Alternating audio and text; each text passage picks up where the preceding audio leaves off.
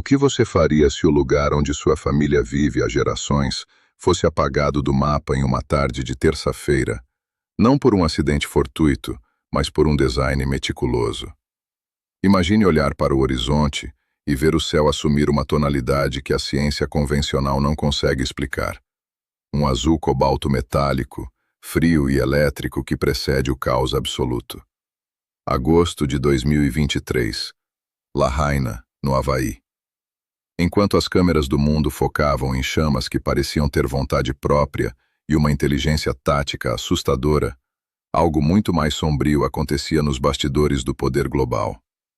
Carros derretidos no asfalto com o interior de tecido absolutamente intacto. Barcos queimando no meio do oceano, a centenas de metros de qualquer faísca de vegetação ou linha de fogo. E o silêncio. O silêncio mortal das sirenes de emergência que deveriam salvar vidas, mas que foram mantidas em mudez absoluta por uma ordem superior que até hoje ninguém ousa nomear publicamente. O que o mundo chamou de tragédia climática, nós chamamos de limpeza de terreno. Esse não foi um caso isolado de azar geográfico. Foi a ativação de um protocolo que se repetiu de forma cirúrgica e perturbadora em janeiro de 2026, com a tempestade Christine, em Leiria, Portugal. 2 lugares diferentes, 2 hemisférios distintos, o mesmo resultado final. O apagamento total de bairros históricos para dar lugar a sensores, antenas de alta frequência e cidades controladas por algoritmos de inteligência artificial.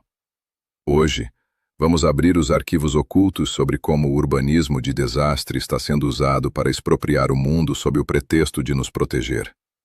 Fique comigo, porque o que você vai ouvir hoje muda completamente a forma como você olha para as notícias sobre o clima no Jornal da Noite.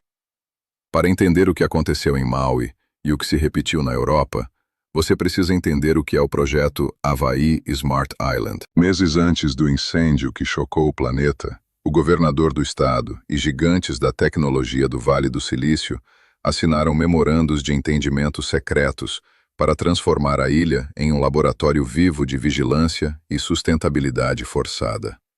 O grande problema para eles era Lahaina, uma cidade com raízes ancestrais profundas, leis de preservação histórica rígidas e proprietários de terras que jamais venderiam seus terrenos para a construção de complexos de luxo ou hubs tecnológicos.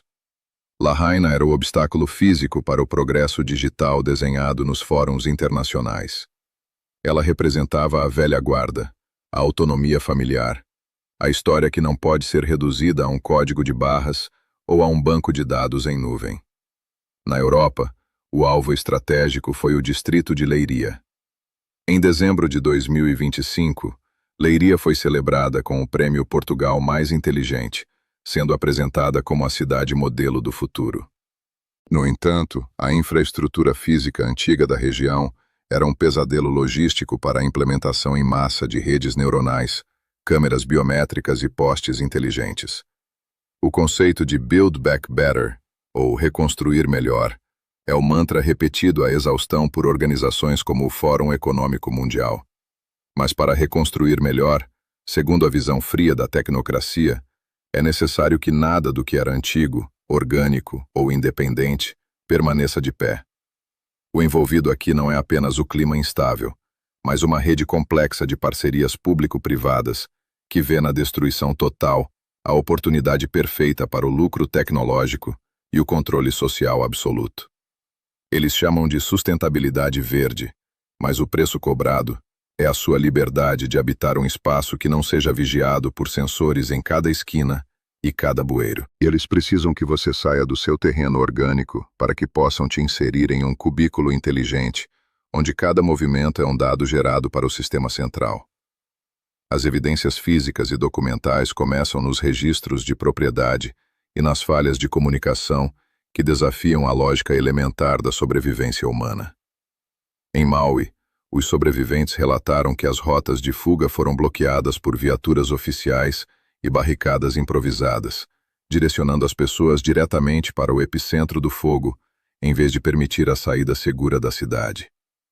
Ao mesmo tempo, o sistema de abastecimento de água de emergência foi interrompido exatamente quando os bombeiros mais precisavam de pressão nas mangueiras para salvar as estruturas históricas. Documentos vazados e investigações locais revelaram que grandes fundos de investimento tentaram adquirir propriedades naquela exata área de orla semanas antes do incêndio, oferecendo valores insultuosos abaixo do mercado, que foram bravamente recusados pelos moradores locais.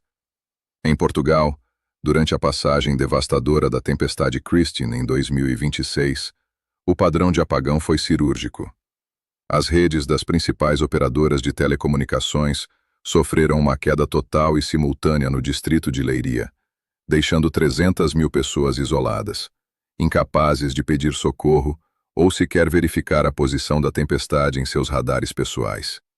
Curiosamente, a Task Force criada para a reconstrução de Leiria, sediada logo em fevereiro de 2026, já possuía em mãos planos detalhados para a instalação de sensores da empresa Ubiware e sistemas de monitoramento preditivo da Palantir, antes mesmo dos escombros serem removidos das ruas principais. Como você planeja com tal precisão a infraestrutura digital de uma cidade destruída, se você não sabia que ela seria reduzida a nada apenas semanas antes? A prova está no timing impossível.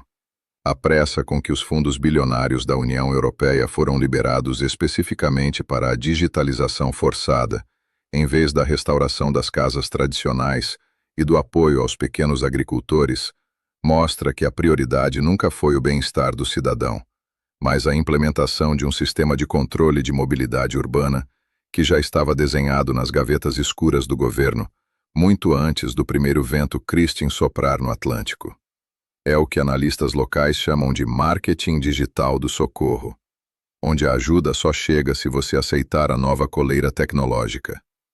O detalhe anômalo que ninguém na grande mídia consegue explicar é a seletividade da destruição que desafia abertamente as leis da termodinâmica e do bom senso meteorológico. Em Lahaina, as imagens aéreas e os vídeos de moradores desesperados mostram casas de bilionários absolutamente intactas, com gramados verdes e cercas de madeira perfeitas, ao lado de bairros populares vizinhos que foram transformados em pó fino e cinzas cinzentas. Existem registros gravados de luzes azuis e flashes térmicos cortando o céu segundos antes do início dos focos de incêndio simultâneos, algo que a mídia tradicional rapidamente classificou como simples reflexos de lente ou fenômenos atmosféricos raros de eletricidade estática, mas que especialistas em armas de energia direcionada observam com um medo silencioso e perturbador. Por que o fogo respeitou cercas de propriedades de celebridades e políticos influentes, enquanto derretia o aço e o vidro de carros estacionados a poucos metros de distância? A anomalia em Leiria foi o comportamento do fenômeno meteorológico em si, o chamado Sting Jet da tempestade.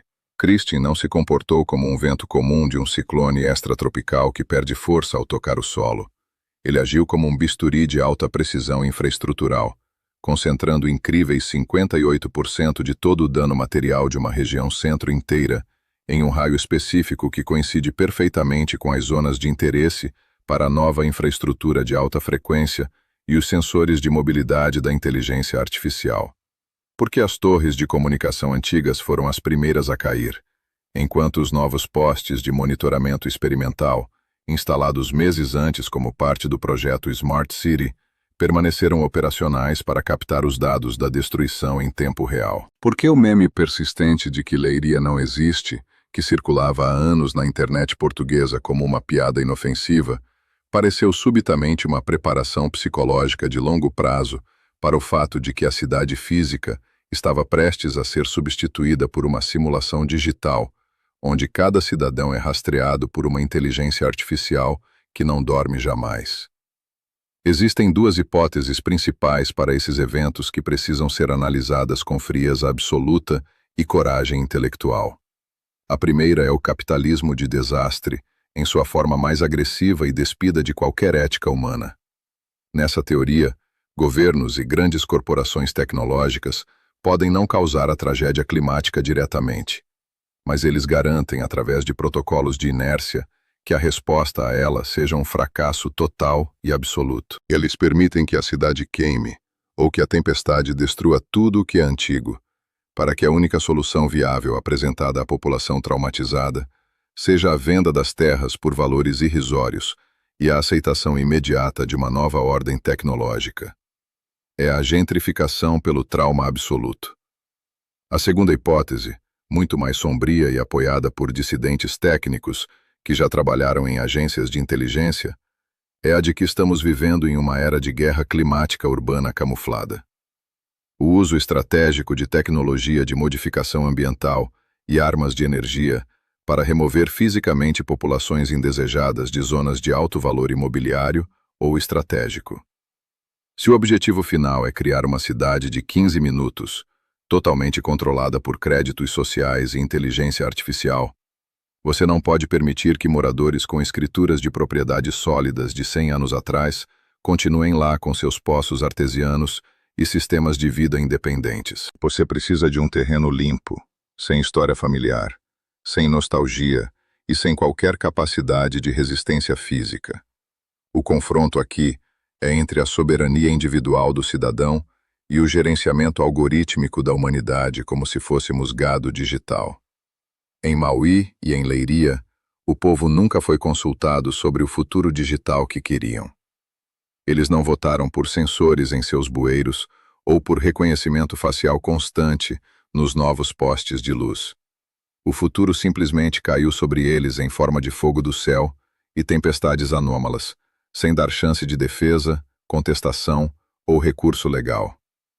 Analistas independentes sugerem que a destruição serve para contornar leis de zoneamento e direitos constitucionais que levariam décadas para ser alterados em um ambiente democrático funcional. O desastre natural é, na verdade, a canetada final que nenhum tribunal de justiça pode anular, pois a natureza não pode ser processada. O padrão de eventos é claro para quem tem a coragem de olhar além da narrativa oficial de aquecimento global simplista e eventos extremos aleatórios. O desastre natural tornou-se a ferramenta de zoneamento imobiliário e político mais eficiente e rápida do mundo moderno.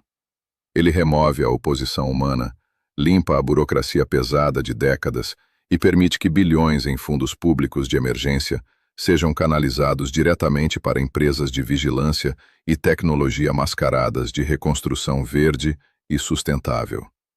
Lahaina foi o teste de campo brutal em solo americano. Leiria foi a confirmação europeia de que o protocolo de apagamento e substituição funciona perfeitamente em qualquer cultura que dependa da rede elétrica para existir. O fenômeno Christine, em 2026, mostrou que as comunicações serão sempre o primeiro alvo em qualquer transição forçada, deixando a população cega, surda e isolada, enquanto o novo sistema operacional urbano é instalado sobre os escombros fumegantes do antigo mundo. A pergunta que deixo para vocês hoje é simples e profundamente perturbadora. Qual será a próxima cidade a deixar de existir fisicamente para que uma Smart City possa nascer em seu lugar? Se você vive em uma área de alto interesse tecnológico, perto de novos centros de dados, cabos de fibra ótica submarinos ou em zonas premiadas recentemente por inteligência urbana, e subitamente sua região se torna o epicentro de uma catástrofe meteorológica estatisticamente impossível, saiba que você pode ser o próximo alvo do chamado Protocolo Reset. O que eles chamam de reconstrução humanitária, nós chamamos de ocupação digital silenciosa da propriedade privada. Deixe seu relato nos comentários se você notou mudanças estranhas na infraestrutura de sua cidade logo após um evento climático, ou se as sirenes de alerta também falharam misteriosamente quando você e sua família mais precisaram delas. A história oficial será sempre escrita pelos vencedores que controlam os dados e os algoritmos de busca. Mas a verdade bruta é preservada por quem sobreviveu ao apagão e se recusa a ser apenas mais um ponto de monitoramento em uma rede neural sem alma. Os arquivos sobre o urbanismo de desastre continuam abertos e a nossa investigação coletiva não termina aqui. Compartilhe este conhecimento com quem você confia antes que o sinal de rede caia novamente por causas naturais inexplicáveis.